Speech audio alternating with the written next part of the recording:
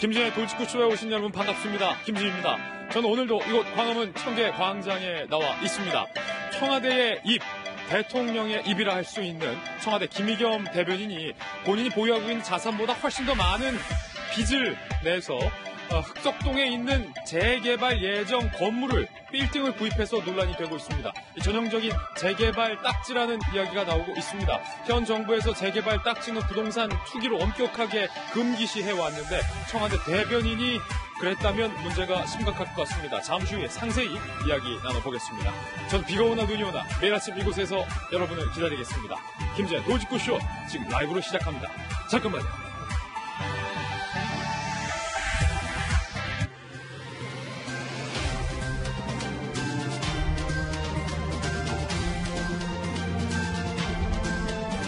신문 읽어주는 남자입니다. 청문회 시즌입니다. 어제는 박영선 장관 후보자의 청문회가 있었습니다. 그런데 아마 이 청문회를 보고 계신 많은 시청자분들께서 이럴 거면 청문회 왜 하지? 라는 생각하신 분들 많을 것 같습니다. 오늘 동아일보가 그 문제 이렇게 기사를 썼습니다. 동아일보 일면입니다. 산무청문회 왜 합니까? 그러게 말입니다. 뭐가 없길래 산무청문회다라고 이름을 붙였을까요? 첫 번째 1문은요. 무치. 부끄러움이 없다. 장관 후보자들 말 바꾸고 무조건 사과로 버티게 들어가는 모습. 전혀 부끄러움이 보이지 않는다. 무치. 두 번째 무는요. 무능. 청문위원들은 비전, 자격, 송곳 검증 없이 윽박만 질렀다는 겁니다. 뭔가 전문적인 질문, 자격 논란에 빼도 박도 못하는 송곳 질문 이런 게 없다는 거예요. 두 번째 무능. 세 번째는 무시. 청와대를 지적합니다. 청와대는 숱한 의혹에도 불구하고 낭만은 없다. 7명 전원 임명 강행 의지를 보이고 있습니다. 무치, 무능, 무시 청문회. 무시무시한 청문회는 이제 옛말이 됐습니다. 이럴 거면 왜 하느냐. 다음 신문입니다. 이번엔 조선일보입니다. 김의겸 청와대 대변인이 논란의 중심에 오늘 아침에 떠올랐습니다.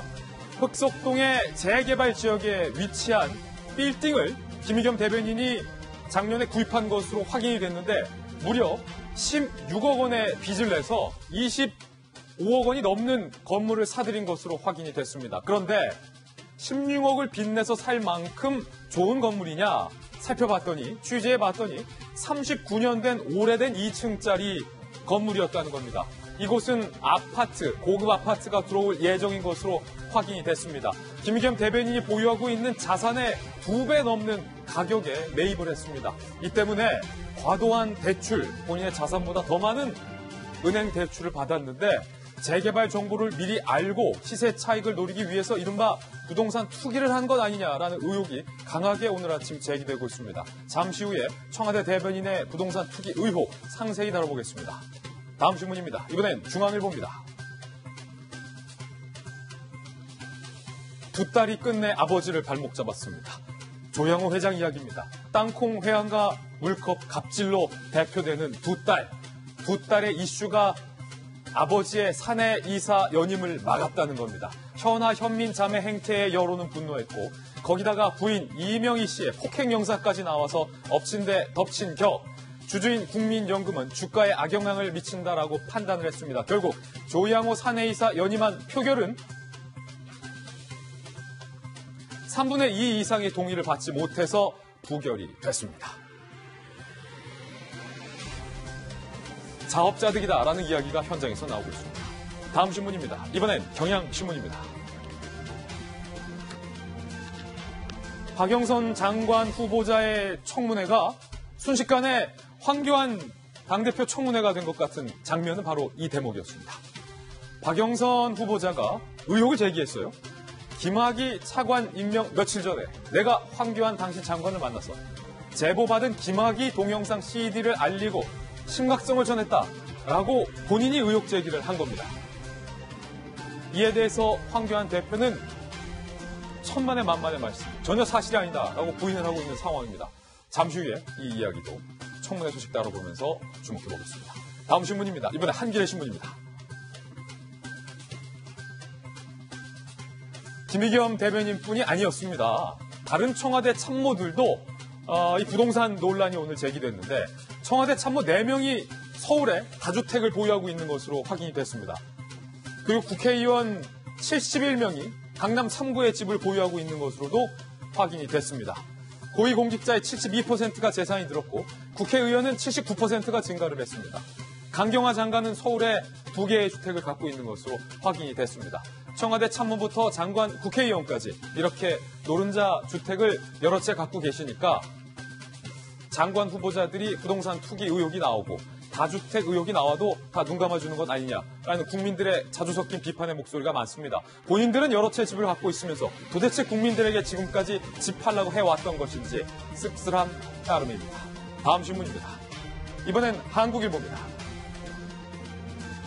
탈북자를 돕던 자유조선이 올해 들어서 반북 활동을 본격화했는데 어제도 저희가 이 소식 발빠르게 전해드렸는데 바로 이 사진입니다. 구 천리마 윤방이 현 자유조선이 가상 해방조선이라는 가상 비자를, 방문 비자를 현재 전자비자를 팔고 있는데요. 그 장면이 오늘 공개가 됐습니다. 바로 이겁니다. G비자라고 되어 있는 부분. 발급일도 나오고 보면은 프리조선이라고 써 있습니다. 국가명 자유조선이다. 북한의 해방을 이 자유조선이라는 단체가 목표하고 있다는 사실이 여기서도 드러나는 대목입니다. 그런데 오늘 이 자유조선 리더의 신원이 공개가 됐습니다. 에이드리안 콩이라는 분이 자유조선의 리더인 것으로 현재까지 알려졌습니다. 그는 누구일지 잠시 후 상세히 단독 취재한 내용 보도를 해드리겠습니다. 지금까지 신문 읽어주는 남자였습니다. 네, 오늘 아침 저와 함께 등판한 등판 선수 소개해드리겠습니다. 저희 돌직구쇼의 전담 변호사입니다. 이분은 정말로 돌직구란 말이 딱 잘 어울리는 전담 변호사. 우리 노영희 변호사님 오늘 나왔고요. 서울시 정무부시장을 역임한 민주당의 김영주 의원, 비트코인부터 축구까지 전문가십니다. 그리고 청와대 대변인과 여가부 장관을 역임한 김희정 전 의원도 모셨습니다. 눈에 보이는 모든 것을 의심하고 분석하라. 한국이미지전략연구소의 허은하 소장님과 돌직구쇼의 시그니처 명품 김병인 박사님 모셨습니다. 어서 오세요. 반갑습니다. 네, 오늘 저희들이 살펴볼 키워드도 바로 공개를 하겠습니다. 3가지 키워드 준비했습니다. 네, 첫 번째 키워드는요, 딱지. 김기현 대변인 사진 옆에 딱지. 어떤 딱지입니까? 이게 좋은 딱지일까, 나쁜 딱지일까? 잠시 후 여러분들께서 딱지 보고 판단해 주시기 바라겠습니다. 두 번째, 박영선 장관 후보자. 그리고 옆에 CD. 박영선 CD. 그리고 천리마 민방위 현 자유조선의 마크가 새겨져 있고 FBI라는 글씨까지 새겨져 있습니다. 딱지 CD, FBI 어떤 이야기인지 오늘 하나하나씩 상세히 풀어보겠습니다. 돌직구쇼 오늘 탑뉴스로 문을 열겠습니다.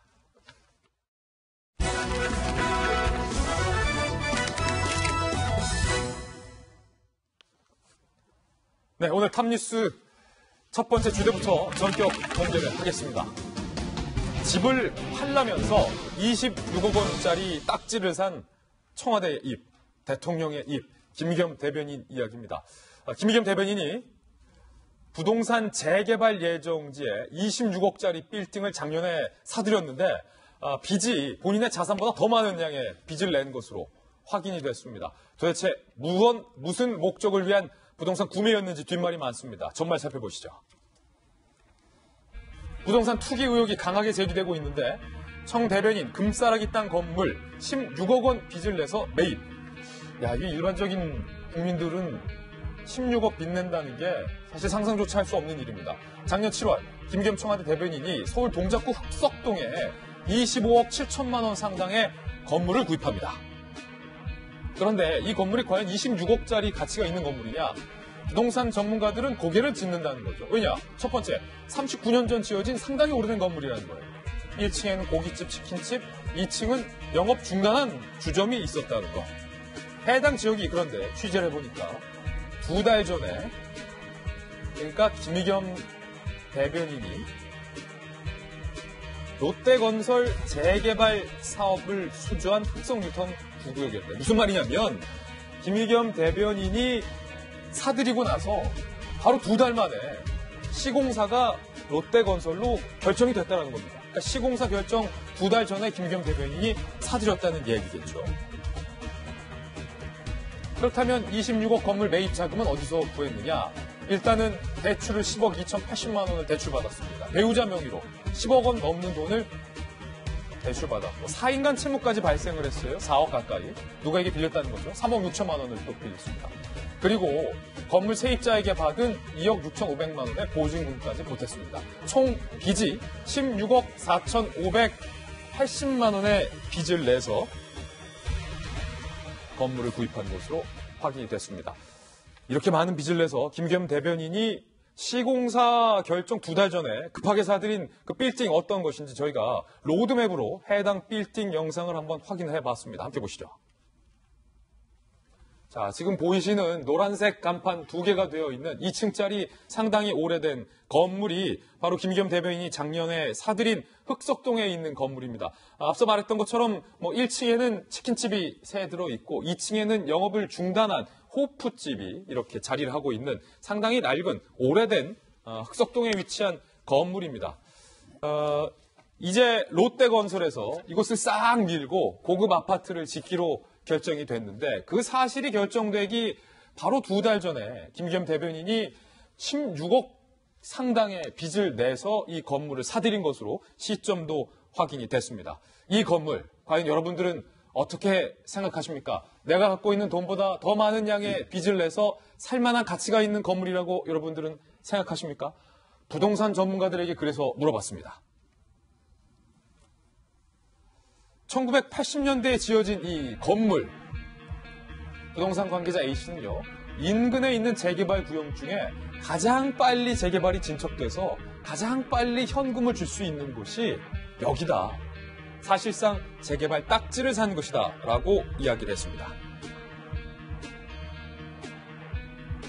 확실한 정보를 미리 입수해서 신속히 자금을 마련하지 않으면 시공사 선절 2달 만에 건물을 매입하기는 쉽지 않다. 확실히 그렇죠. 저희 같은 일반인이라면 이게 재개발이 지정되더라도 시공사는 누가 될지, 시공은 하는 건지, 재개발은 언제 될 건지 알 수가 없어서 투자를 할 수 없는데 이 부동산 관계자는 확실한 정보 이야기를 의혹을 꺼내주는 겁니다. 자, 같은 청와대 대변인을 하셨던 김 장관님, 이거 부동산 투기입니까? 아닙니까? 저기서 김의겸 대변인이 지금 바로 장사라도 시작을 한다면 투자할 수도 있죠. 거기서 돈 버니까. 근데 지금 자기 먹고 사는 거하고 당장 아무 상관없는 일 하고 있으면서 저렇게 하는 거는 명백하게 투기입니다. 부동산 투기다. 네, 그런데 지금 놀라운 거는 그냥 공직자들도 그렇고 더군다나 청와대 대통령님을 날마다 보는 그 자리 중에 하나거든요. 그리고 본인 말을 하는 자리가 아니라 대통령 말씀을 국민들에게 전하는 자리지 않습니까?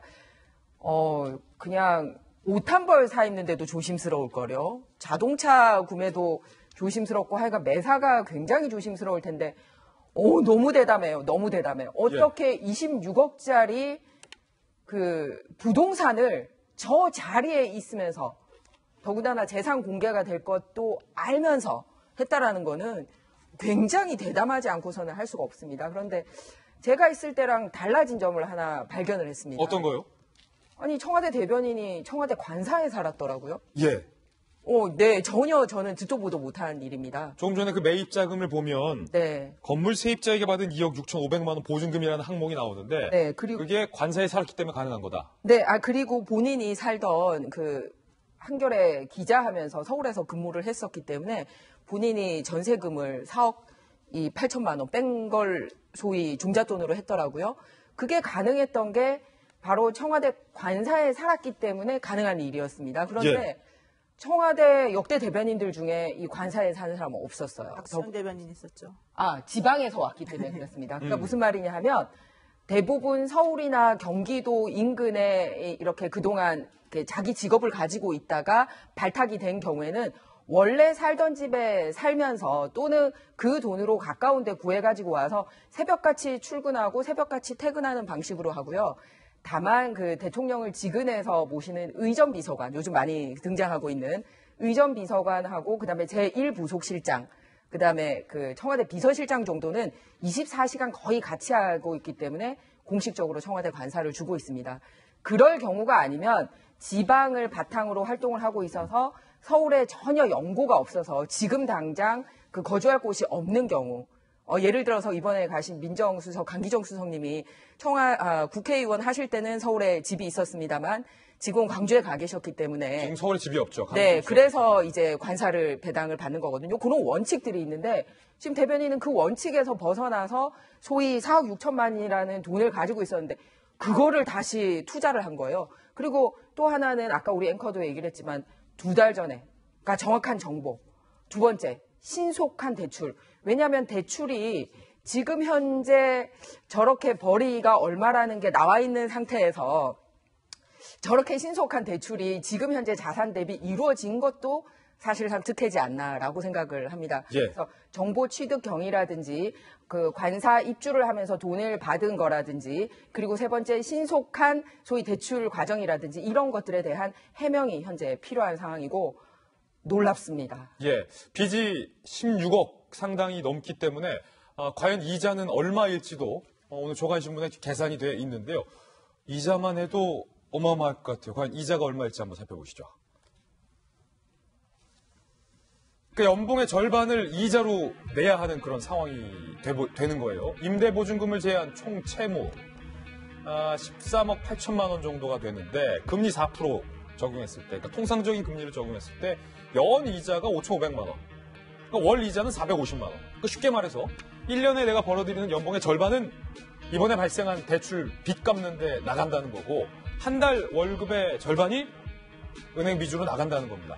이게 확실히 김배윤 박사님, 네. 저희들 같은 이 서민들은 저런 은행 이자를 사실 무서워서 감당 못하죠. 이자만 한 500만 원 정도를 매달 내잖아요. 그렇다면 이것은 공중에 날아가는 돈이기 때문에 나의 자산이 아닌 거지 않습니까? 그렇게 1년에 수천만 원을 내고 조금 한 2년 정도 되면 수억이 나가게 되는 건데요. 그렇다면 왜 이런 금융비용을 부담하면서까지 건물을 샀을까? 당연한 거 아니겠습니까? 그 금융비용을 충분히 상쇄하고 남을 정도의 부동산 이익이 있기 때문에 산 것이거든요. 그렇다면 부동산에 대한 투자를 바탕으로 결국은 돈을 얻게 되는 것이라서 이런 부분들이 현 정부가 하지 말라고 하는 전형적인 재개발에 대한 투기다라고 볼 수가 있는 상황인 것 같고요. 조금 전에 김희정 장관님이 정확한 지적을 해줬는데 청와대 대변인으로 근무하는 지금 상황의 여러 가지 이점들을 활용하지 않았으면은 저는 저 건물에 투자하지 못했을 거라고 확신합니다. 왜냐하면 4억 8천이라고 하는 본인 전세금이 있는데 만약에 이 4억 8천을 청와대에서 관사를 제공해 주지 않아요. 그럼 서울 어딘가에서 집을 전세를 마련하든 월세를 마련하든 살아야 되지 않겠습니까? 살고 있는 상태에서는 그 정도의 돈을 세이브할 수가 없기 때문에 저같이 막대한 투자를 할 수가 없었을 거예요. 그렇다면 우리 국민들 입장에서는 아니 청와대 가서 24시간 365일 대통령과 함께 일하라고 관사를 내어주는 것까지는 서울에 살든 지방에 살든 용인이 가능할 것 같다고 저는 생각을 합니다. 하지만 그런 본인에 대한 이득을 특혜를 바탕으로 본인의 재산을 증식하기 위해서 이런 활동을 했다는 건 국민들이 납득하기 어려울 것 같고요. 여기에 대해서 이 문재인 정부는 특히나 2017년 파리 부동산 대책을 내고 작년도에 9.13 대책을 마련하기 전까지는 부동산 값이 천정부지로 올라가면서 어떻게 하면 전전긍긍 부동산 값을 잡을까에 대해서 고민했던 적이 있어요. 9.13 부동산 대책을 발표할 때는 심지어 여기에 대한 경제부총리까지 나서서 국토부 장관과 함께 어떻게든 부동산을 잡겠다는 대책을 마련했는데 그 9.13 대책이 발표되기 한 달 전인 8월 달에 이런 엄청난 비용들을 막대한 빚을 내서 청와대 대변인이 투자를 하게 된 겁니다. 과연 이와 같은 방식에 대해서 국민들은 어떻게 납득할지 이해가 잘 되지 않고요. 한겨레 신문 기자로서 그동안 서민들을 위해서 여러 가지 얘기를 했던 김의겸 대변인의 과거 행적과도 전혀 이 맥락이 맞지 않는다는 얘기를 들을 수밖에 없습니다. 그럼 이 대목에서 본인의 해명도 좀 살펴봐야 될 것 같습니다. 김의겸 대변인이 이 건물을 매입하면서 주변인들에게 이렇게 이야기를 했다라고 합니다. 30년간 무주택자로 살다가 노후 대책용으로 건물 산 것이다. 여기 살면서 상가에 세도 놓고 할 것이다. 라고 얘기를 했는데 노영희 변호사님, 이 해명이 사실로 받아들여지려면 정말로 김의겸 대변인이 여기에 시세 차익을 노린 투기가 아니라 상가에 세도 놓고 2층에서 뭐 본인이 거주하면서 빌딩 건물도 관리하고 그렇게 돼야만 이 해명이 사실이 되는 거잖아요. 그렇죠. 그런데 이제 지금 보면 부인이 교사로 알고 있습니다. 그래서 아마도 그 부인의 급여와 또 본인의 급여와 이런저런 것들을 이제 합치게 되면은 저 정도 투자해서 나중에 조금 안정적인 생활을 할 수 있을 거라고 판단을 한 것 같고요. 예. 그럼에도 불구하고 대변인으로서 당시 특히 작년 7월이라고 하면은 부동산 대책 관련해서 여러 가지로 좀 문제가 많았던 시기였기 때문에 저런 식의 행동은 오해를 부르기에 좀 충분한 행동이었다고 봅니다. 다만 그럼에도 불구하고 이제 여러분 아시겠지만 기자나 또 어쩌다 공무원, 어공이라고 불리는 사람들 같은 경우에는 어공. 예, 현실적으로 그 직을 그만두게 될 가능성이 사실 상당히 높아요. 그렇죠. 가까운 시일 내에. 그리고 나면은 안정적으로 뭔가를 좀 할 수 있는 혹은 저 나이에 직업을 새로 가지기 좀 매우 어려운 부분이기 때문에 아마 본인의 노후 생활을 위해서 좀 어떤 식으로 하는 게 나을까를 많이 고민했었을 가능성이 좀 높고 그런 측면에서 보자면 뭐 위법한 행위는 사실 없잖아요. 이제 물론 이제 도덕적인 잣대를 따져보게 되면 주택을 소유한 게 아니라 이 정부에서 얘기하고 있는 그 주택과 관련된 부분이 아닌 이제 상가 건물에 대한 투자였기 때문에 본인 입장에서는 그것이 조금 괜찮지 않을까라고 단순하게 생각했을 가능성도 조금 있어서 이것이 이제 일반적인 상식에서 보기 좀 납득하기 어려운 종류의 그런 투자인 건 확실합니다. 그리고 위법적인 것도 없다고 보여지는 건 맞지만 그래도 불구하고 조금 위화감을 좀 조성하게 만드는 부분은 있는 것 같아요. 예, 이 소식이 전해지면서 김의겸 청와대 대변인이 과거 기자 시절에 썼던 예리한 기사의 한 대목이 다시 회자되고 있는데요. 그 대목도 한번 살펴보시죠. 김의겸 대변인이 한겨레신문 기자였을 시절에 썼던 칼럼 내용인데 요 부분이에요. 이때의 공궁이란 상대적 박탈감에 가까울 것이다. 난 전셋값 대느라 헉헉거리는데 누구는 아파트 값이 몇 배로 뛰며 돈방석에 앉고 난 애들 학원 하나 보내기도 벅찬데 누구는 자식들을 외국으로 미국 대학으로 보내고 초원에서 초식동물로 살아가야 하는 비애는 도대체 나에게 국가란 무엇인가라는 근본적인 의문을 낳게 한다. 2011년 3월 16일에 쓴 칼럼인데 네. 권 소장님, 이 칼럼의 이 날카로운 문장이 본인에게 다시 돌아오는 건 아니냐. 이적하고 김동률의 그땐 그랬지라는 노래가 갑자기 좀 떠오르더라고요. 그리고 며칠 전에 그 청문회 때 나는 진화했다라고 말했던 모 후보의 말도 떠오르는데요. 생각이 많이 바뀌었을 수도 있을 거라는 생각이 듭니다. 또한 이자 자체가 사실은 월세에 있으신 분이 월세로서 내기 때문에 본인에겐 피해가 없을 것이다라는 철저한 어떤 계산에 의해서 이러한 것들을 하지 않았을까 싶은데요. 이 기사가 이 프리즘이라는 곳에서의 이분이 쓴 컬럼은 사실은 왜 아직도 박정희인가라는 말씀을 하시면서 그 향수병이 치유되지 않는 이유, 치유가 되려면 박정희보다 더 강하고 더 서민적인 길을 보여줄 때만이 박정희의 향수병에서 벗어날 것이다라는 글을 썼던 것이거든요. 아마도 박정희 전 대통령이 향수병을 다시 일으키려고 일부러 그러는 건 아닌가. 그리고 저희가 이 국가에, 이 정부에 배울 수 있는 거는 이젠 정부에서 하라는 것을 하지 말아야 되는 것인가. 그런 것까지 생각하게 돼서 정말 씁쓸하고요. 그땐 그랬지라는 노래를 오늘 하루 종일 듣게 될 것 같다는 생각이 좀 드는 그런 시점입니다. 예, 김의겸 대변인의 해명이 추가적으로 나오면 그 해명도 저희가 소개를 해드리겠습니다. 이번에 저희가 준비한 두 번째 이슈를 공개하겠습니다. 바로 박영선 장관 후보자의 청문회가 있었는데 기존의 지금까지 후보들과는 사뭇 다른 모습을 보였습니다. 청문 받으러 나와서 오히려 야당의 황교안 대표를 저격해서 박영선 청문회가 아니라 황교안 청문회냐라는 이야기까지 현재 나오고 있는 그런 상황인데 어제 박영선 장관 후보자 청문회에 있었던 주요 발언들 저희가 한번 취재해봤습니다. 직접 들어보시죠.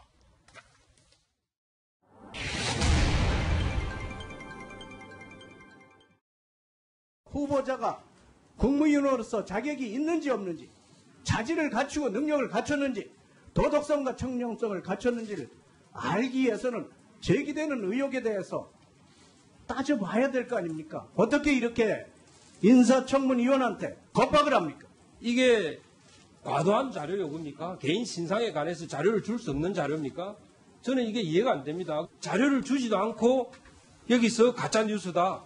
그러면 여기서 인사청문회는 어떻게 합니까? 자료 제출 태도를 보면은 완전히 배째라식입니다. 내로남불의 정점을 찍는 것 같아요. 지금까지 저도 청문회를 해봤지만 지금 이게 무슨 입출금 내역서를 원하시는 거 아닌가요? 입출금 내역서를 원하는 저는 그 후보자는 지금까지 못 봤고요. 자, 조용히 하십시오. 그러니까 문제지.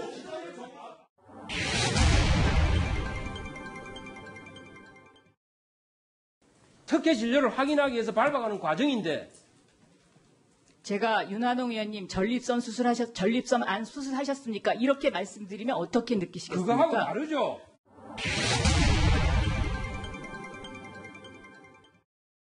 패딩만 얘기하세요. 누구한테 네. 받았어요? 그 의원님께서 직접 그러니까 말씀하시겠다고 지금 합니다. 박영선 후보자 의원이 중요합니까? 국민이 중요합니까? 저는 이것은 개인의 프라이버시와 관련된 문제이고 몇 가지 의혹에 대해서 박영선 후보자가 팽팽하게 맞서는 모습을 보였는데 논란이 되고 있는 것은 박영선 후보자의 내로남불 논란이 일고 있습니다. 자료 제출 거부와 관련해서 과거 박영선 의원이 청문위원일 때 질문을 해야 하는 입장에선 당시 후보자들에게 왜 자료 제출하지 않느냐라고 날카롭게 물었었는데 왜 본인이 후보자가 돼선 자료를 제출하지 않느냐라는 논란입니다. 직접 과거 영상과 어제의 영상 비교해서 저희가 준비해봤는데요. 직접 들어보시죠. 실정법상 비밀이 보장되어 있기 때문에 본인에 관한 서류를 못 내는 것을 양해해달라. 그러려면 청문회 뭐하러 합니까? 신상과 관련된 부분들이 너무 지나치게 많기 때문에 그래서 말씀으로만 자기는 결백하다는 거예요. 증명하셔야죠. 제 아이와 제 남편이 지금 한국에 없습니다. 그래서 이게 본인 동의서를 받아야 되는데 김영주 의원님, 네. 지금 내로남불 논란이 강하게 일고 있는데 특히 한국당이 요구하는 자료를 제출하지 않았다. 결국 어제 청문회 파행으로 이어졌죠. 네, 그렇습니다.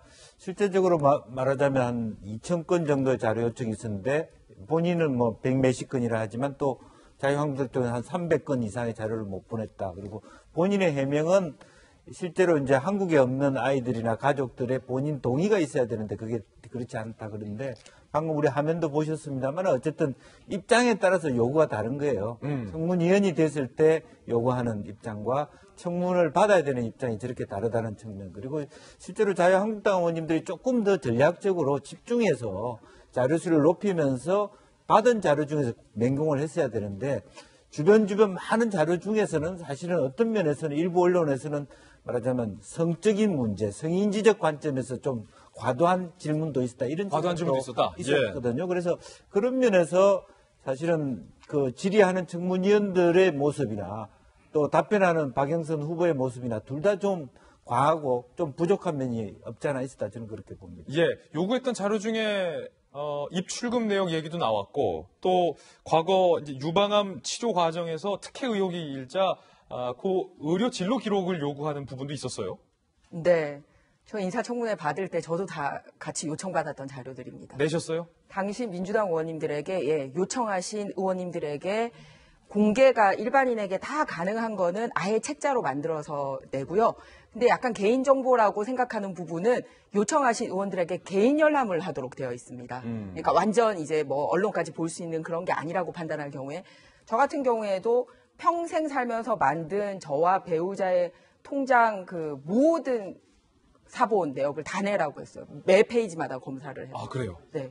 그것도 다 됐고요. 심지어는 초등학교 1학년부터 대학원 졸업할 때까지 모든 성적과 개인 예. 초등학교 때 쓰는 거 뭐죠?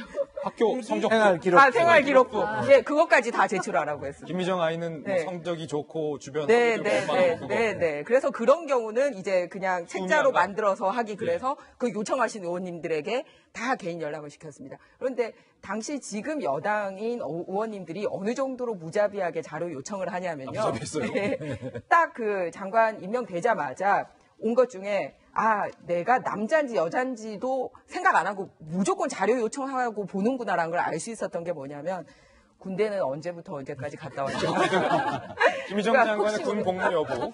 그다음에 군대 기간 중에 종교 활동하느라고 빠진 시간은 몇 시간이냐. 면회는 몇 시간이냐 갔다 왔냐.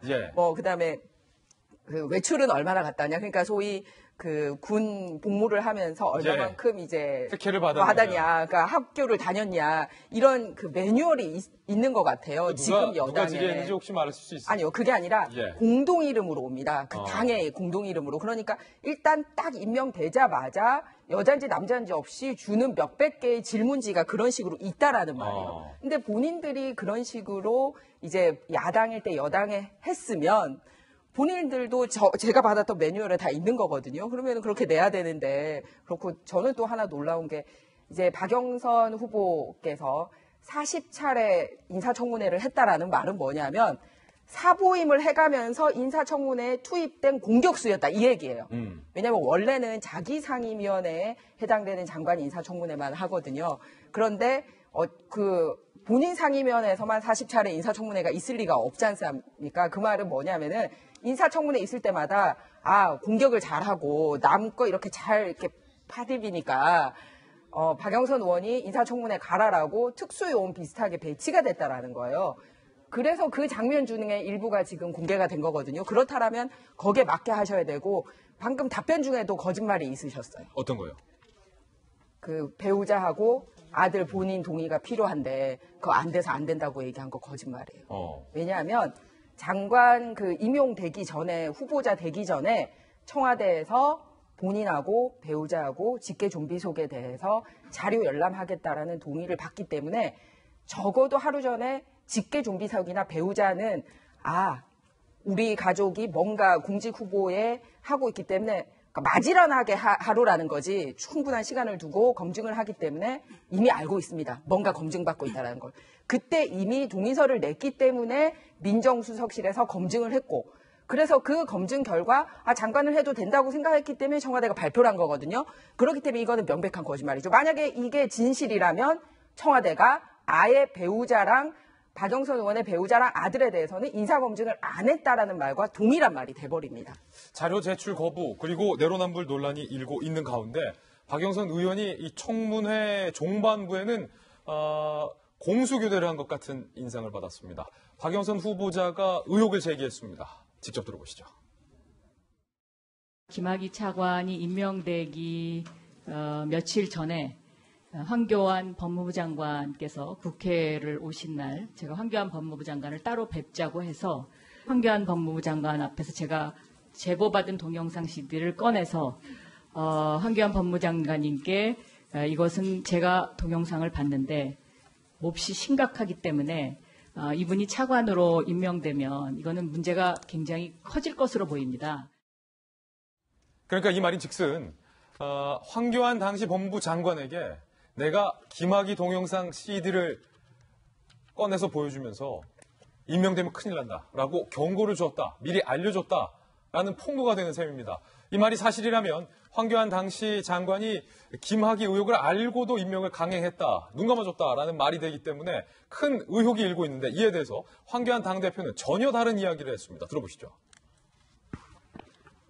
나한테? 예. 택도 없는 소리. 그 CD를 보여드린 게 아니었었나요? 에이, 무슨 소리하고 있어. 위원장실에서 나한테 CD를 보여줬다고? 예, 그렇게 얘기를 합니다. 난 내 기억은 없어요. 그런 기억 없어요. 그 당시 법사위원장이고 나는 또 이제 그 법무부 장관이고 그러니까 법사위가 열리면 거길 들었어요. 들어서 인사를 하고 들어갔어요. 그러니까 뭐 여러 얘기가 섞였으니까 언제 어떤 얘기가 있었는지는 정확하게 기억은 없어요. 결론은 하여튼 그 무슨 검증을 쭉 해보니까 문제가 없더라. 내가 제청하는 사람도 아니고. 황교안 대표가 전혀 그런 일이 없다, 택도 없는 소리다라고 부인을 하니까 밤늦게 박영선 후보자가 살짝 말을 바꿨습니다. 박영선 후보자의 말 바꾼 내용도 살펴보시죠. 내가 CD를 보여줬다고 했나? 보여준 적은 없다. 말만 했다라고 앞서 분명히 CD를 꺼내서라고 말했던 표현을 말을 바꾼 부분까지 오늘 기자들이 취재를 했습니다. 자, 진실 공방이 일고 있는데 허나 소장님, CD를 꺼내서 보여줬든 CD를 없이 말만 했든 황교안 대표는 그런 사실 없다. 박영선 후보자는 내가 미리 경고를 했다. 누구 말이 사실일까요? 표정들이나 좀 반응들을 보시니까 어떠세요? 머리를 만지며 택도 없는 소리. 황 대표는 이렇게 했는데.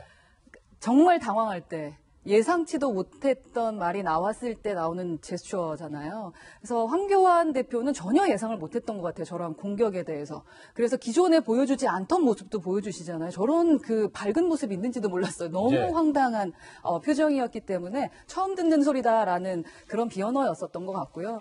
그리고 또 우리 박영선 후보 같은 경우는 내로남불이라는 그 영상을 보여줄 때 박영선 후보의 표정을 보니까 그 관련된 질문이 나올 거라는 걸 미리 예상을 하고 여러 번 그것을 봤던 것 같아요. 그러니까 본인의 과거 청문회 저격수 시절의 발언이 어제 국회에서 영상이 재생되는데 그 모습을 바라보는 박영선 의원의 표정은 이미 뭐 예상했다. 네, 이미 예상했고 이미 그걸 여러 번 봤기 때문에 표정에 아무런 그 표정의 흔들림이 없었어요. 그러기가 쉽지 않습니다, 사실은. 근데 여기서 한 가지 꼭 말씀을 드리고 싶은데 저도 진짜 할 말이 많습니다. 왜냐하면 2011년부터 박영선 의원을 연구했어요. 사실 2009년도부터 MB 때문에 상당히 유명해지셨잖아요. 청문회 할 때 박영선 빼면 청문회가 아니었었습니다. 저격수로서 정말로 유명했고 또 그 당시에는 그래서 어떻게 하면 청문회를 좀 깔끔하게 넘어갈 수 있을까라는 것 때문에 청문회 리허설 같은 거를 좀 많이 했었는데 모 총장, 검찰총장의 리허설을 할 때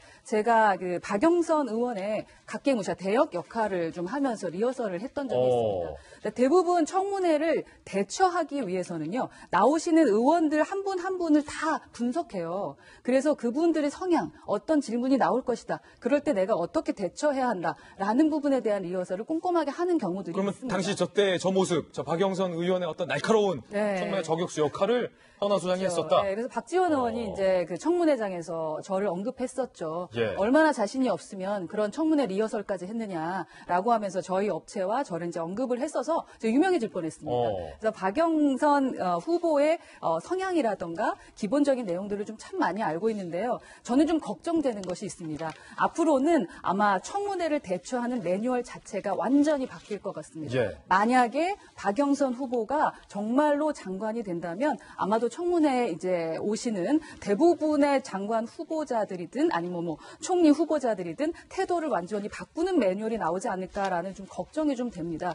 그래서 이런 뭐 청문회가 진짜 필요한가? 그리고 우리 국민들에게 사실은 또 하나 또 재밌는 점은 박영선 의원은 의원들과 청문회를 하지 않았어요.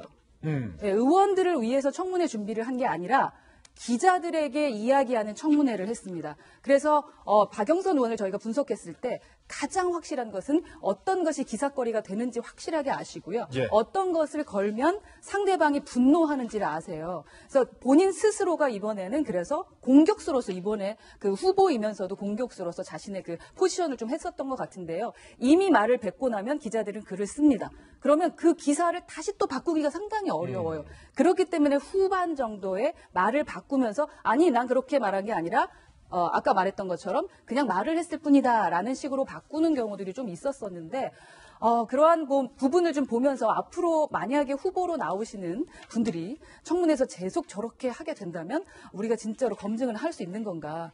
청문회가 진짜 필요한가? 국민들에게 어떻게 신뢰를 받으려고 하는 건가라는 여러 가지 생각이 드는 그런 청문회였습니다.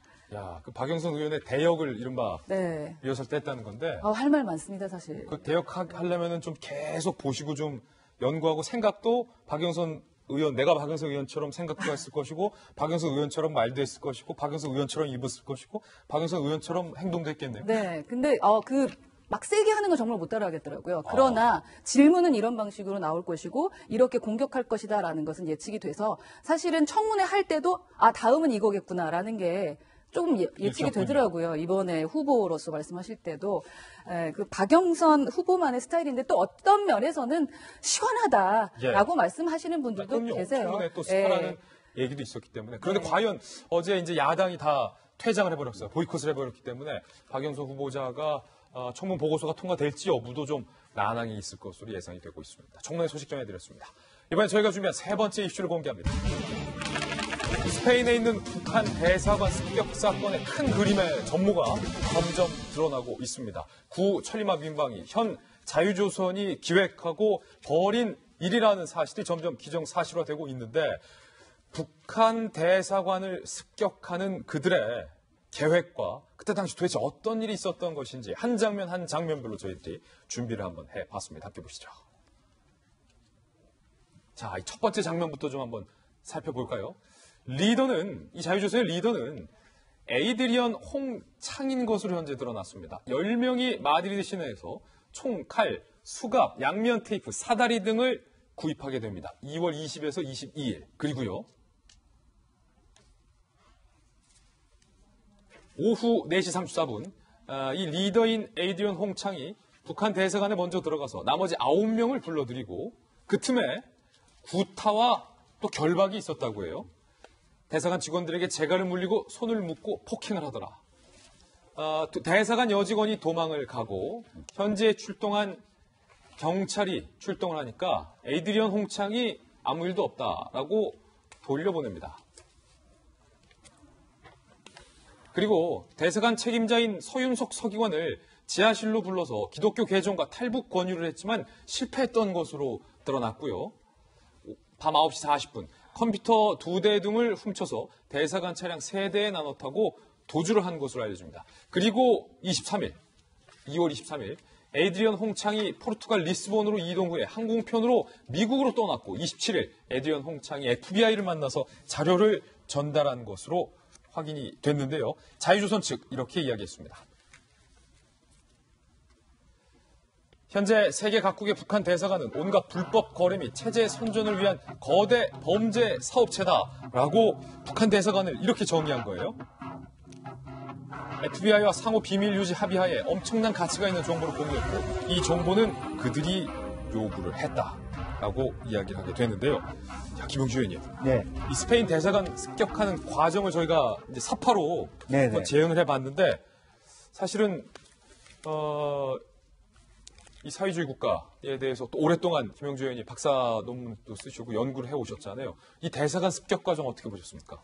실제로 아주 이틀 전부터 2월 22일인데 마드리드에 와가지고 총 장갑 심이란 계획을 짰고 또 사전에 인지해서 미리 이제 말하자면 에드리안 홍이라는 사람이 접촉을 했기 때문에 충분히 사건을 정황스카처럼 빠른 시간 내에 했고 또 실제로 이제 말하자면 기독교로 개종하라 이렇게 얘기하고 난 다음에도 자연스럽게 빠져나갈 수 있지 않았습니까? 그리고 나가는 길도 뉴욕으로 가는 길 자체도 사실은 리스본을 거쳐서 렌트카부터 처음부터 끝까지 치밀하게 계획했고 또 하나는 이것 자체의 의도가 분명히 드러난다는 거예요. 자기네들이 분명하게 빼지 않고 자기 나름대로 또 자기 단체가 왜 이런 일을 하는가에 대한 분명히 메시지를 가지고 또 실제적으로 USB라든지 하드디스크 2개, 컴퓨터 2대 가져가서 미국과 접촉했다는 측면에 있어서도 어떤 면에서는 조선이 자유화됐을 때의 말하자면 체제적 정당성을 자기한테 있다라고 하는 한 소리를 데리고 있다라고 하는 것들이 어떤 의미가 갖고 있는가. 지금 우리 베네수엘라에서도 보는 미국 정부, 마두로 정부에 대한 후안 과이도가 대타로 나와서 과이도 자체도 사실은 미국 유학파의 학생 운동권이거든요. 그래서 그런 면에서 미국 정부와 함께 좀 체계적으로 미래의 북조선의 변화를 이끌 수 있는 체제가 바로 자유조선이라고 하는 단체다.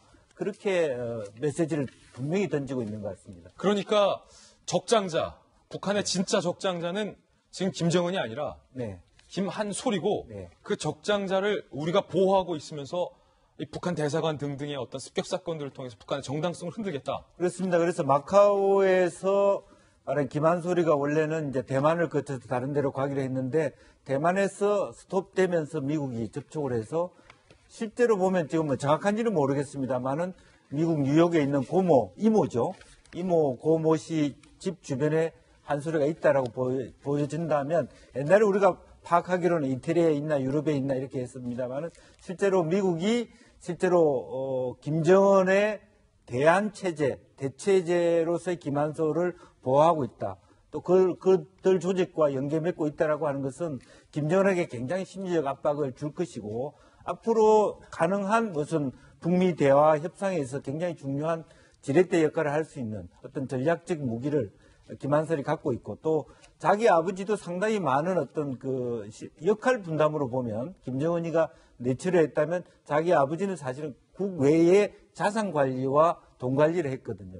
그런 부분에 있어서 북한의 돈줄을 정확하게 미국이 알고 있다는 것이 굉장히 중요한 타격과 압박이 될 거라고 보여집니다. 예, 이 자유조선의 핵심 리더로 에이드리언 홍창이라는 인물이 대두하고 있습니다. 에이드리언 홍창이 누군지 저희 프로필을 한번 취재해봤습니다. 함께 보시죠. 자, 지금 사진에 보이시는 분이 에이드리언 홍창이에요. 30대 후반, 예일대를 졸업했을 것으로 추정이 되고 있고 재외 한인교표, 아버지 어머니가 한국의 선교사라고 해요. 그리고 미국에서 초등학교, 중학교, 고등학교를 졸업을 했고 2004년에 북한 자유라는 NGO를 설립해서 탈북자를 구출하는 활동을 했던 이력이 있어요. 2006년에 중국에서 탈북자 6명을 탈출시키려다가 중국에서 체포 수감된 이력도 있습니다. 김정남, 김한솔과도 친하게 알고 지냈던 사이, 그리고 멕시코 여권을 소지하고 있는 것으로 확인이 됐습니다. 에이드리언 홍의 이야기 직접 들어보시죠. I think that there will be a day when North Korea is free. It may be 100 years from now or maybe 10 years from now, but that day will come. 노영희 변호사님, 이 에이드리언 홍창이 아마 핵심 리더일 것이다라고 추정이 되고 있는데 에이드리언 홍창이 이끌고 있는 이 자유조선 멤버 중에 한국인도 있을 것으로 현재 추정이 되고 있다면서요?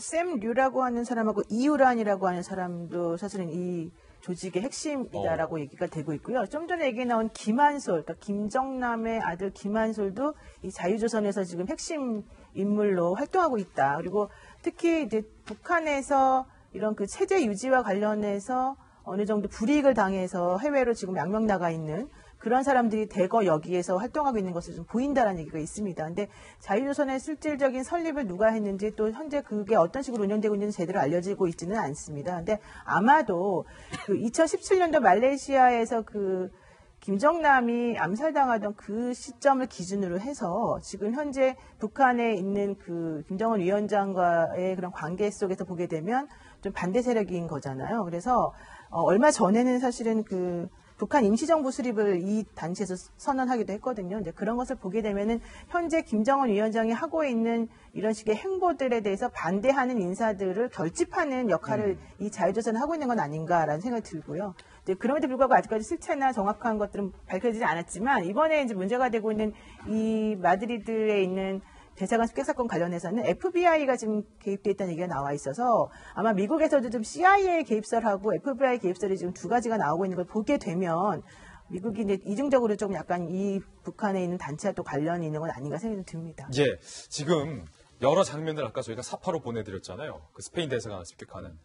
그런데 두 가지 장면도 저희가 또 한번 꼽아봤는데 첫 번째 장면은 에이드리언 홍창이 스페인 경찰을 만나서 스페인 경찰을 돌려보내던 장면이고 두 번째 제가 주목한 장면은 이 에이드리언 홍창이 미국으로 건너가서 FBI를 접수하는 장면인데 김배현 박사님 그 장면에서 과연 어떤 정보를 FBI에 건넸는지 상상의 나래를 펼쳐보면 FBI가 처음부터 이 사건에 인발부가 됐는지 아니면 이들이 독자적으로 버리고 나서 마지막에 FBI를 접촉했는지 두 가지 가능성은 저는 다 볼 수 있다고 생각이 되는데요. 지금 상황에서는 자유조선이 굉장히 조금 어려운 상황에 놓여 있다고 봅니다.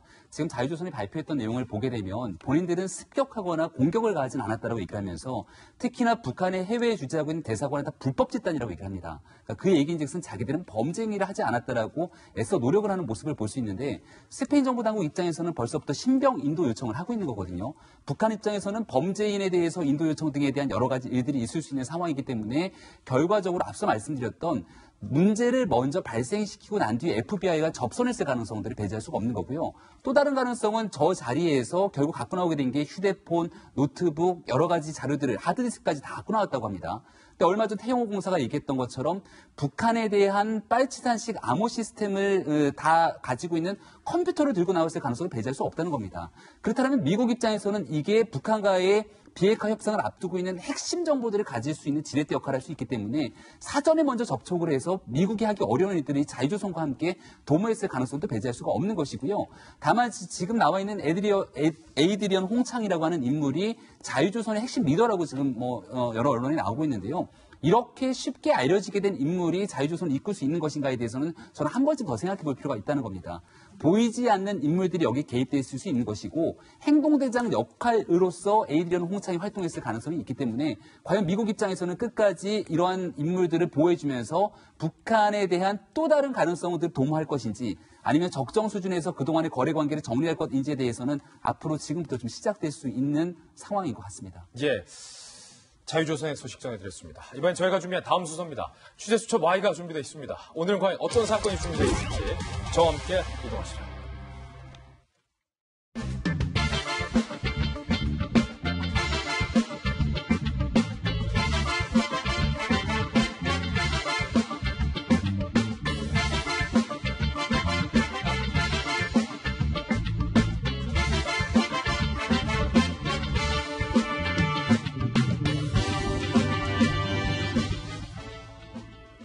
취재수첩 Y입니다. 저희 돌직구쇼 수사반장 백희종 팀장님 나왔습니다. 어서 오세요. 네, 안녕하십니까.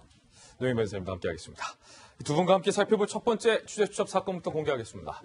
택시기사를 폭행한 남성이 경찰에 검거됐습니다. 만취한 상태였는데 왜 먼 길을 돌아가냐며 택시기사를 폭행했는데 그 폭행이 이게 심상치가 않습니다. 저희가 택시 안에 설치되어 있는 블랙박스 화면을 입수했습니다. 함께 보시죠. 자, 진천군 광해원면 도로에서 이 택시 운전사 옆에 승객이 타게 됩니다. 택시기사가 어디론가 지금 다급하게 전화를 하려고 하는데 옆에 탄 승객이 갑자기 지금 핸들을 잡는 거죠. 아유, 이게 주행 중에 핸들 잡으면 큰일 나요. 그리고서 주먹이 택시기사의 얼굴로, 앞면으로 날아가기 시작합니다. 한 차례 때린 게 아니라 지금 수차례 계속해서 바로 옆에서 저지 못하게 한 팔을 잡고 그리고 머리를 잡고서도 계속해서 주먹질을 하고 있는 모습이에요. 이 폭행이 수분간 계속됐다는 겁니다. 급기야 차를 세우니까 옆에 있던 다른 차량 운전자들이, 시민들이 와서 폭행을 하지 못하게 팔을 잡고 경찰에 신고하는 대목까지 이 블랙박스에 고스란히 폭행되는데 이 택시기사 얼마나 억울하고 아팠을까요? 지금 뭐 저항도 한번 못하고 무기력하게 폭행에 당했고 신고했던 시민이 와서 주먹을 잡고 있는 그런 모습이에요. 다른 시민이 와서. 자, 그리고 이윽고 경찰이 와서 이 사람을 검거했는데 만취 상태였던 겁니다. 이 사건의 전말도 함께 보시죠. 왜 때렸을까가 제일 중요한데 청주로 가는 방향이 아니다 하면서 58세의 승객이 65세의 택시기사를 마구 폭행합니다. 갑자기 폭행했어요. 갑자기. 폭행의 전조나 징후도 없었고 마구 폭행했어요. 도로에 차 세운 후에도 6분 동안 20차례 주먹을 휘두르면서 폭행을 했습니다. 결국 시민 신고의 현행범으로 체포가 된 건데 이 사건 백진영님이 자세히 취재하셨는데 아니 기사분 때리는 거 얼마 전에는 새파랗게 어린 30대 승객이 동전을 또 택시기사에게 집어 던져가지고 전 국민적인 공분이 일었는데 이번 사건은 어떤 사건이에요? 네, 지금 충북 진천경찰서 행사팀에서 이 사건을 했는데요. 우선 이제 이 사건이 발단하게 된 경위가 뭐냐면 축구 동호회장하고 술입니다. 축구 동호회장하고 술? 24일이 몇 호일이죠? 일요일이었습니다. 예. 그러니까 음성 진천 쪽에 이제 회사에 다니는 기숙사 생활을 하는 분이 주말에 그 축구 동호회 직원들하고 축구를 하러 축구장에 갔다가 이분은 축구를 하지 않고 술만 계속 마셨다라고 해요. 이 조기 축구 가면은 꼭 축구 안 하고 그렇습니다. 술만 드시는 분들이 꼭 계세요. 저도 조기 축구에 직장 회장도 하고 했습니다만. 뭐 축구인들은 또 이런 거 용납 못 하는데. 그렇게 해서 이제 그 청주가 집입니다. 이분 집인데 술이 만취된 상태에서 택시를 타고 가다가 왜 돌아가느냐라고 하면서 결국 이제 그 택시 기사를 저렇게 폭행을 했어요. 그렇게 해서 지금 현재 택시 기사는 입원을 하고 있는데 사실 그 일요일 날 축구 동호회 회원들하고 참 축구를 하고 즐겁게 지내는 그런 날인데 축구 공은 차지 않고 와가지고 주먹으로 이제 결국 그 택시 기사를 때렸는데 연간 보면요. 공무집행 방해 사범이 경찰청 통계를 제가 확인해 보니까 연간 15,000건입니다. 상당히 많군요. 15,000건의 공무집행 방해 사범이 대체로 이게 90% 이상이 경찰관 상대로 주치 폭력이 70% 이상입니다. 1,000명이면 700명이 주치로 폭력을 행사를 하는데 사실은 이런 상태에서 현장에 이제 강해원 파출소 이게 45세 된 경찰관이 출동을 합니다. 2명이. 그러니까 넌 또 뭐야 하고 도로변을 세우는데 박치기를 해버려요. 경찰관에게 박치기를. 세계적 레슬러 김일 선수 박치기왕 있지 않습니까? 이분을 좋아하는지 모르겠지만 박치기를. 그냥 경찰관을 박치기를 해가지고 이 경찰관이 이제 현장에서 박치기 당하고 쓰러져서 지금 치료를 받고 있다고 하는데 제가 물어봤어요. 공무집행 방해 치사 우리 이제 노영희 변호사 계시지만 공무집행 방해하고 공무집행 방해 치사는 굉장히 많이 틀려요. 그래서 상해 진단서를 제출했느냐고 물어봤더니 아이고 시골에서 술 먹고 그랬는데 뭘 진단서를 제출해요 안 할래요 하고 이 경찰관이 굉장히 충청도 양반이 인정스러운 겁니다. 충청도가 원래 사실 좀 그래요. 저도 그렇습니다. 그래서 저도 참 감동을 먹긴 했는데 그럼에도 불구하고 한쪽으로 아쉬운 건 좀 중한 처벌을 해야 되지 않느냐. 근데 다행히 이분이 아마 공무집행 방해 전력이라도 이런 건 없어서 아마 이해가 된 것 같아요. 그렇긴 하더라도 정말 58세나 됐기 때문에 좀 인정적인 그런 측면을 좀 아량을 베푼 게 아닌가 싶은 그런 좋은 마음도 있습니다. 사실은 저희 부모님도 두 분 다 충청도라 노영희 변호사님. 뭔 일이 있으면 좀 우리가 아니 어떻게 그럴 수 있냐라고 하면 그냥 저희 부모님 냅둬유. 그러니까요. 냅둬유. 냅뒀는데. 냅두면 안 될 것 같아요. 그래요? 예. 그리고 지금 아까 우리 백기종 팀장님은 공무집행 방해를 자꾸 얘기하시는데 전 그게 중요한 게 아닌 것 같아요. 택시 운전기사는 생계를 유지하기 위해서 일요일 날에도 나가서 운전하신 거 아니겠습니까? 그럼요.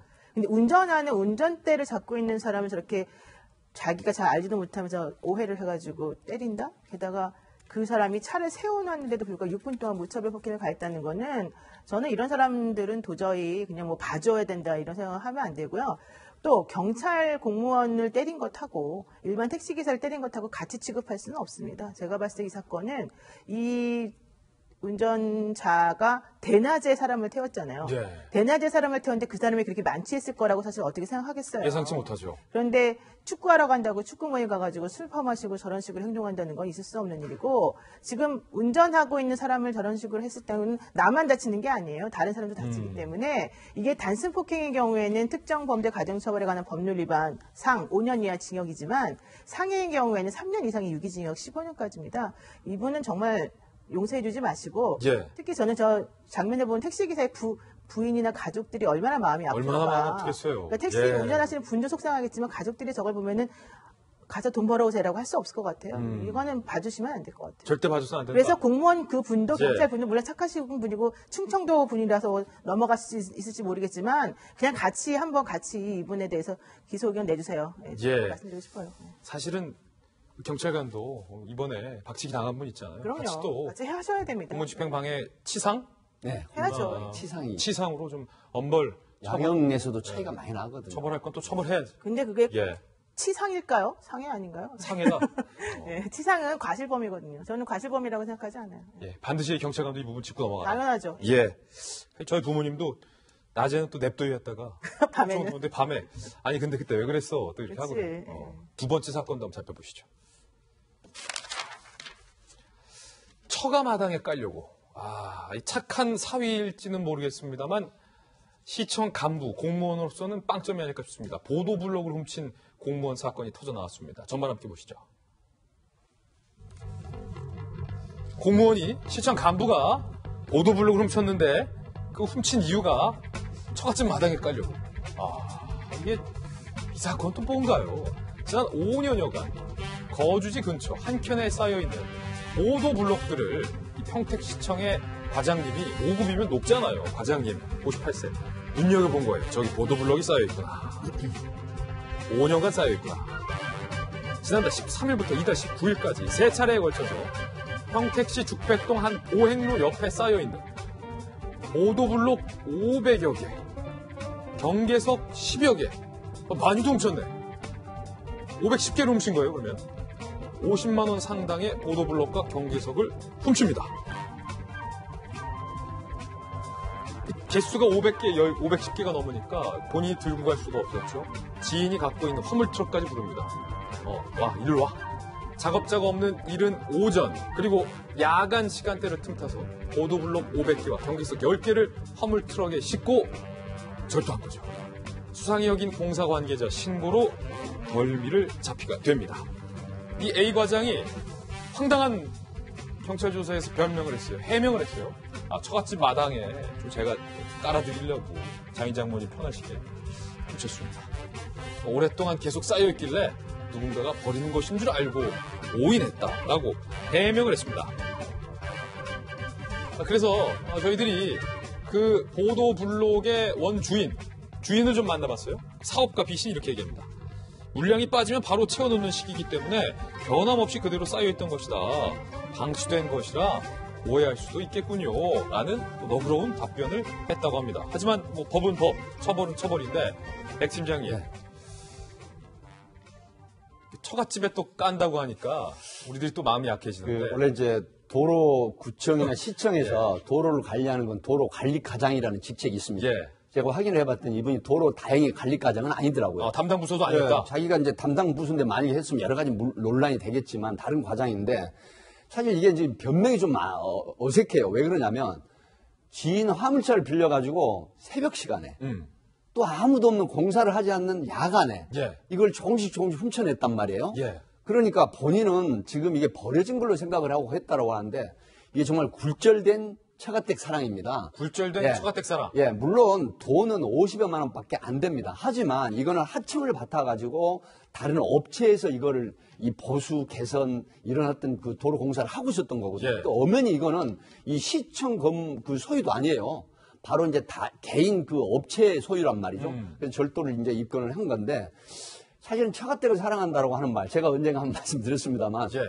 그렇게 큰 돈 안 들어가잖아요. 예를 들어서 장모님이나 장인 어른이 예. 경로당이나 이런 계시면 갑자기 서프라이즈로 불시에 방문해가지고 뭐 몇만 원 정도만 해도 어른들이 굉장히 좋아하시거든요. 예. 뭐 참 빵이라든가 막걸리라든가 뭐 오징어라든가 그러면 돈이 크게 들어가지도 않는데 본인 말씀하시는 거죠 지금 본인이 하셨던.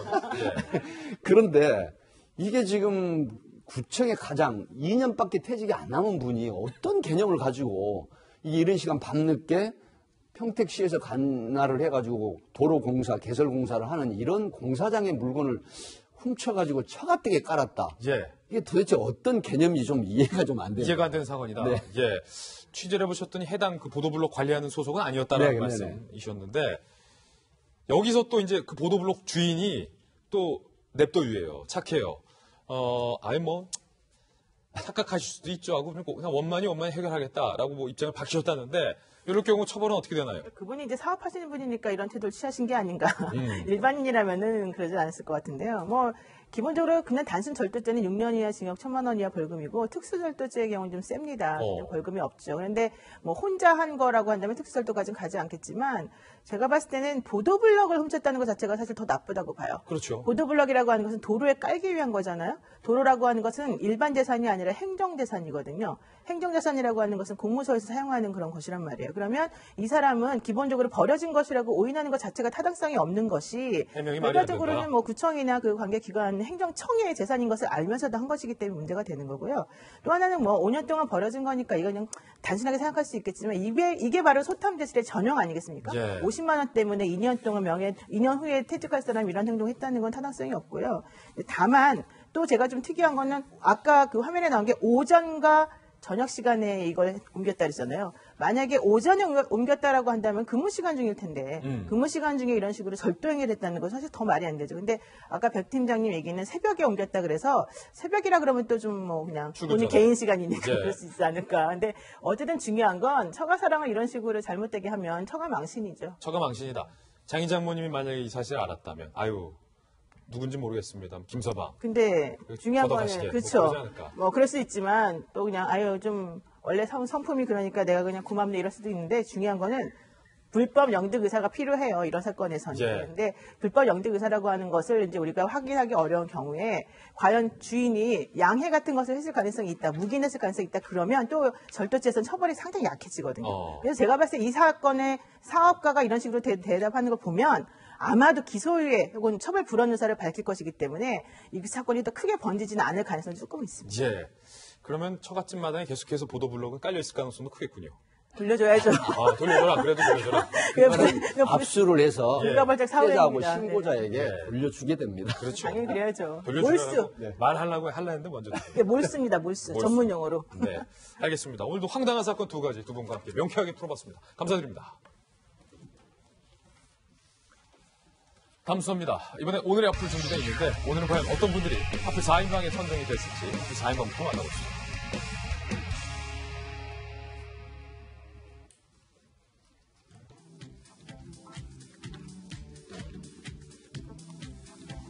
네, 경찰과 대치하고 있는 민노총의 사진 한 장, 그리고 이명박 전 대통령의 사진, 김정은 북한 위원장 사진입니다. 그리고 에픽하이의 사진이 나와 있는데 어떤 사연인지 하나씩 전해드리겠습니다.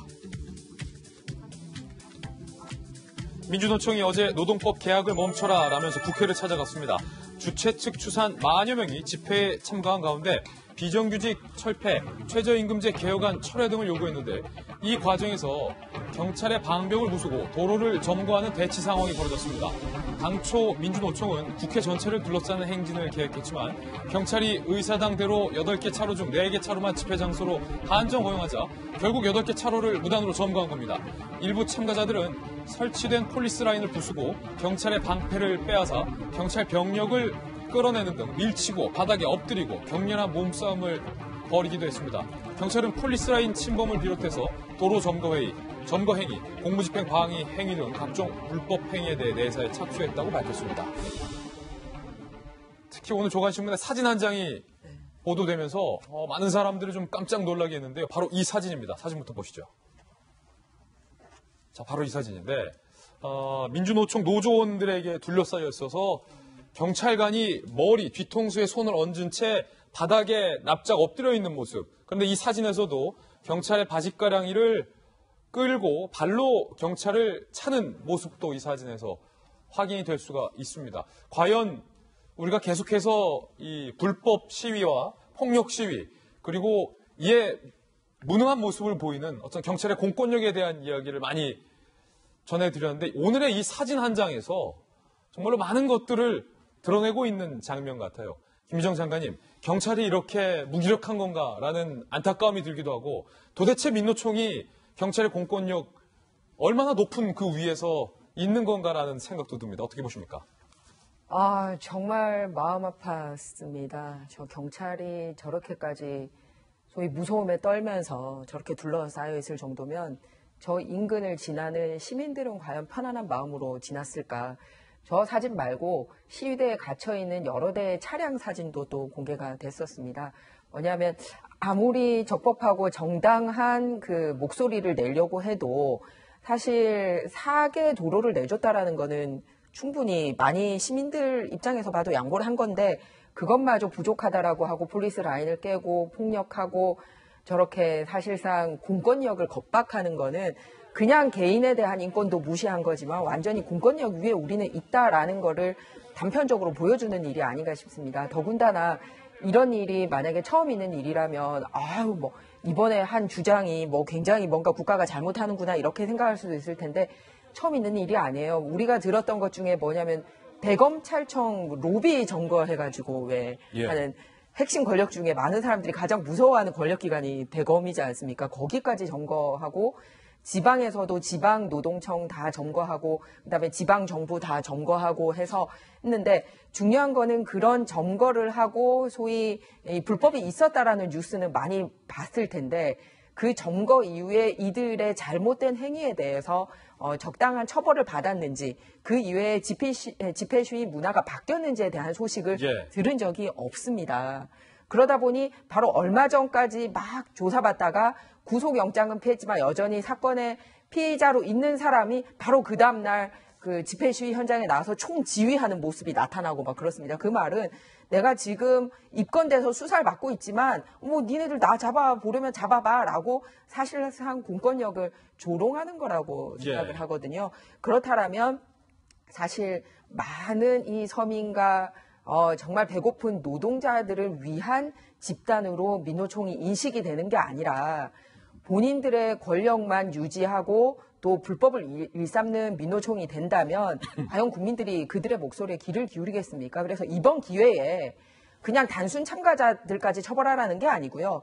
불법을 진두지휘한 사람들에 대해서는 법대로 처리를 했으면 하는 바람입니다. 특히 김영주 의원님, 저 경찰관 사진을 보면서 너무나도 마음이 안타까웠는데 누군가의 아버지고 누군가의 아들이잖아요. 경찰관이 이렇게 머리를 보호하기 위해서 그 시급한 상황에서 머리만 감싸고 엎드려 있는 땅바닥에 사진을 보면서 얼마 전에 이 민노총 소속의 한 노조가 한 기업의 임원을 폭행을 했는데 그 폭행 현장에 경찰들이 출석하고도 들어가지 못한 채 경찰들이 아무것도 못했던 무기력한 모습이 떠올라요. 왜 자꾸 언제까지 우리 국민들이 이런 모습 봐야 하나? 실은 지금 빨리 우리가 다시 세워야 될 것이 권위입니다. 또 공권력의 힘이 세져야 되는데 우리나라처럼 지금 공권력이 무너져 있는 나라가 없습니다. 파출소도 술 먹고 들어온 행인들이 낭패를 쳐도 아무렇지도 않은. 사실은 저는 외국 다니면서 물론 그게 바람직한 건 아닙니다만은 이게 사이드카가 지나가는데 안 피해주는 차량에 대해서 무지막지하게 봉으로 민간 차량이 유리창을 깨는 공권력을 많이 봤거든요. 거기에 대해서도 어떤 국민도 항의하지 않고. 일본 같은 경우도 위험지구에 간 사람에 대해서 세금도 벌금도 매기는 정도. 다시 우리가 해야 될 것이 권위주의는 타파해야 되지만 국가의 중요한 권위, 공권력에 대해서는 무서워할 줄 알고 존중할 줄 아는 걸 제일 첫 번째로 꼽아야 됩니다. 아무리 노동운동의 어떤 자기 정당성이 있다 하더라도 공권력을 저렇게 위협에 느껴서는 절대 안 되고, 이 정부도 뭐 민노총에 대하여 그동안에 어떤 정권을 만들어가는데 도움을 줬다는 것으로서 대충 이렇게 얼버무리는 그런 입장을 완전히 바꿔야만 이 나라 기강이 쓰고 그야말로 대통령이 말하는 정의로운 사회가 될 수 있다는 것을 좀 명심했으면 좋겠습니다. 이제 두 번째 앞을 사연도 소개를 해드리겠습니다. 두 전직 대통령이 두 번째 앞의 주인공입니다. 이명박 전 대통령이 재판 중에 욕설을 하다 재판부로부터 경고를 받았습니다. 욕설의 대상은 이학수전 삼성그룹 부회장. 이 전 회장이 1심에서 불리한 증언을 해서 중형을 선고받는데 결정적 역할을 한 핵심 인물인데요. 어제 2심 재판에 출석해서 이 전 대통령 측의 요청으로 이건희 회장의 승인을 받아서 소송비를 지원해줬다. 대통령을 도와주면 삼성이 여러 가지 도움을 받을 것이다 생각했다며 다스의 미국 소송 비용 대납 경위에 대해서 진술한 겁니다. 증인 신문 내내 이학수전 부회장을 한 번도 쳐다보지 않던 이명박 전 대통령이 그의 발언 도중 미친 X라고 중얼거렸다는 것. 이에 재판부는 피고인을 퇴정시킬 수도 있다고 경고하며 이 전 대통령 앞에 놓인 마이크를 껐습니다. 한편 법원이 자택 공매를 일단 멈추라 라면서 전두환 전 대통령 측이 낸 연희동 자택의 공매 처분 집행 정지 신청을 받아들였습니다. 공매 과정이 일시정지된 거예요. 모두 멈춤. 재판부는 공매 처분으로 신청인들에게 생길 회복하기 어려운 손해를 예방하기 위해 그 효력을 정지할 긴급할 필요가 있다고 인정된다며 본안 판결의 선고가 날 때까지 집행을 잠시 멈추라는 것. 이에 따라 전두환 전 대통령을 자택에서 강제로 퇴거시킬 수 없게 됐습니다. 공매 절차는 본안 소송의 판결 선고 후 15일까지 효력이 정지되는데 아직 소송 재판 날짜조차 잡히지 않은 상태로 매각이 진행되기까지는 오랜 시간이 걸릴 것으로 예상이 되고 있습니다. 법원이요, 노영희 변호사님, 연희동 자택 그 공매 처분 절차를 일단 일시정지해라라고 멈췄는데 여기서 드는 걱정은 누군가가 공매 낙찰을 해서 반 가격에 얼마 전에 연희동 자택을 샀잖아요. 근데 그분은 이제 이 주택을 실제로 들어가서 살게 될 날이 점점 더 멀어지는 거죠. 원래 어쩌면 못 들어갈 수도. 예상됐던 거죠, 사실은. 왜냐하면은 처음에 이제 행정소송을 자꾸 이것저것 제기하면서 이거는 그 전두환 전 대통령의 재산이 아니라고 자꾸 얘기하는 것은 공매를 방해하려고 하는 행동으로 사실 저희는 봅니다. 왜냐하면 어차피 얼마 전에 51억의 낙찰을 받았지만 그분이 하루 전에, 그러니까 한 달, 낙찰 받은 날로부터 한 달 안에 이제 돈을 내면 소유권이 넘어가게 되는데 그 예정된 날보다 하루 전에만 이 것에 대해서 집행 정지가 되거나 뭐 문제가 생기게 되면 사실 낙찰 자체가 아예 또 없어져 버리거든요. 그러니까 이런 식으로 골치 아프게 만들어 버림으로 인해서 낙찰을 아예 방해하는 행위를 사실은 일반적으로 많이 하고 있어서 이번에도 그런 것 같고, 특히 이번 건 같은 경우에는 장남이 이 연희동 자택은 전두환 전 대통령의 소유다라는 말을 한 진술서가 사실은 나왔습니다. 그럼에도 불구하고 다른 루트를 통해서 또 다른 사람이 공매 집행 절차를 정지해달라는 신청을 낸 것이 받아들여져서 이번에 중단이 된 거거든요. 그래서 아마 이 집은 제대로 조금 낙찰받아서 정리되기까지는 사실 상당히 오랜 기간이 걸릴 거라고 우리 다 누구나 이제 대부분 생각하고 있는 거죠. 그분은 그러면 아직 돈을 다 지불하진 않았겠죠? 원래 처음에는 10% 정도 되는 계약금을 지불을 해요. 그리고 난 다음에 한 달 정도 돈을 내라 그래요. 그러면은 한 45, 6억 정도 이제 내면은 사실 자기 소유가 되겠지만 그때까지 기간이 남아있어서 원래 그 전에도 일반인 사람들도 채무자들이 언제든지 이걸 회수할 수 있어요. 그리고 또 채권자라 하더라도 뭐 공매 집행이나 경매 집행을 이제 중단시킬 수도 있는 거죠. 원래가. 예. 절차적으로 그렇습니다. 그분은 일단은 계약금만 낸 상황이군요. 네, 그렇습니다. 원래 그렇습니다. 예. 자, 다음 하플 주인공도 한번 만나보겠습니다.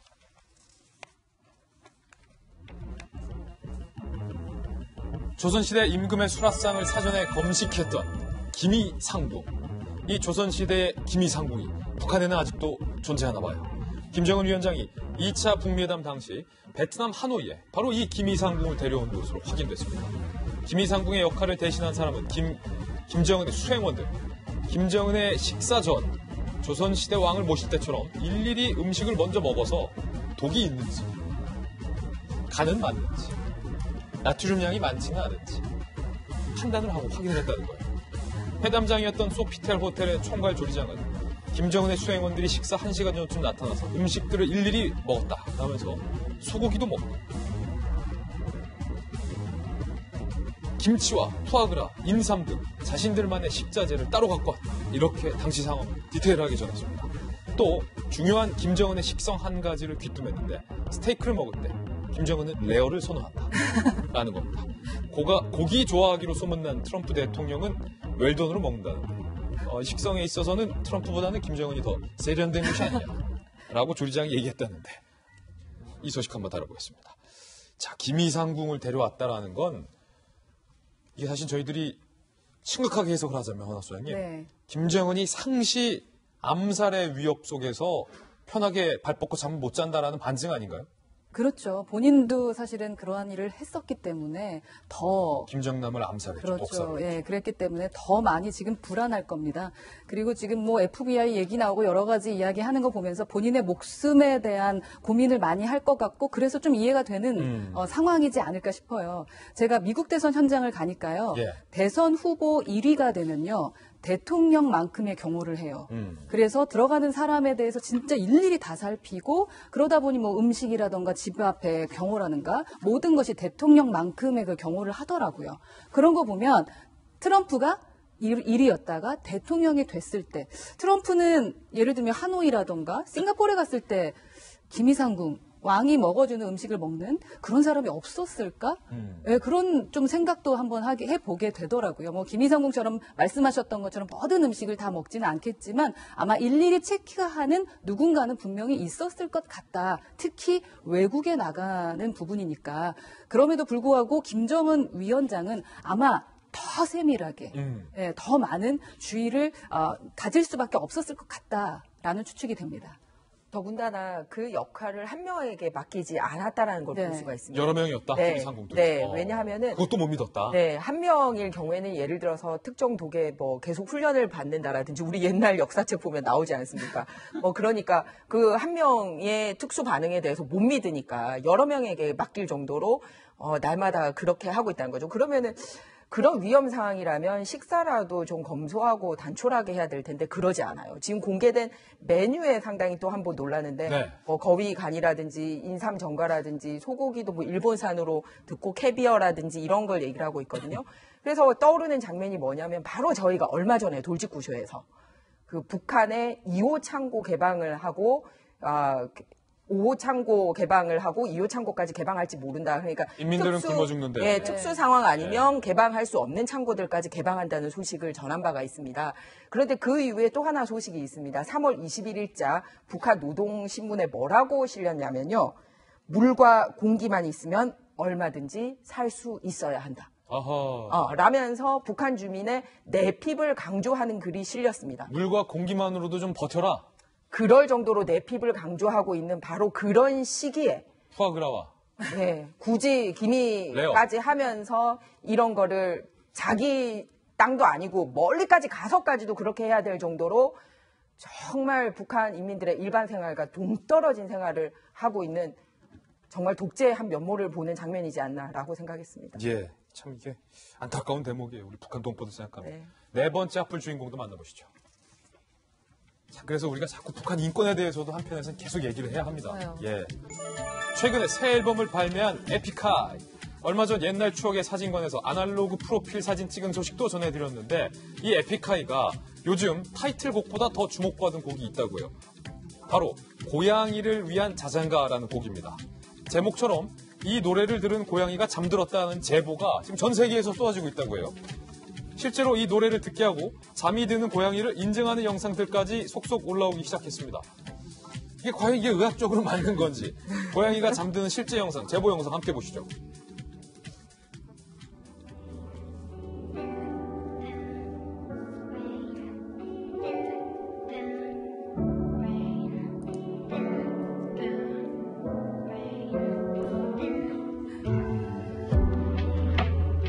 하품하는 거죠, 야옹이들이. 스르르 눈이 작아지더니 야 졸리다. 누구 노래냐? 야 이 졸리다. 누구 노래냐? 에픽하이 노래인가 봐. 라고 눈을 감는 제보 영상들이 여기저기서 에픽하이 노래 고양이를 위한 자장가 들려줬더니 나도 졸리네 갑자기. 이건 그 고양이를 위한 자장가가 아니라 그냥 자장가 아닙니까 이쯤 되면. 고양이만 자나요? 걔는 안 자나요?